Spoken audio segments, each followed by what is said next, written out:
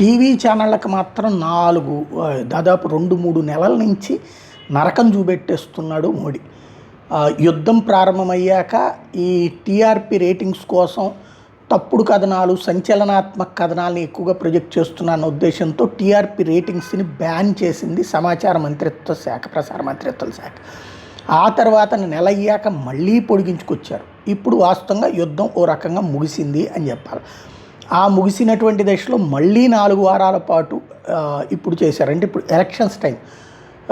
వాస్తవంగా ఈ TRP ratings speciality ఏంటంటే, రేటింగ్స్లో టాప్ 1కి అడ్వర్టైజ్మెంట్లు ఇచ్చేవాళ్ళు, టాప్ 2కి అడ్వర్టైజ్మెంట్లు ఇచ్చేవాళ్ళు, టాప్ 3కి అంటే 1, 2, 3 లేదా 1 ఇట్లా ఇచ్చేవాళ్ళు ఉంటారు.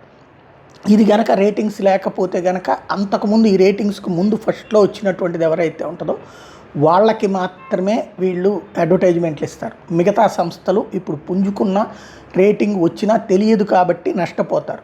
తద్వారా టీవీ ఛానళ్ళకి ఒక పరీక్ష పెట్టారు మోడీ.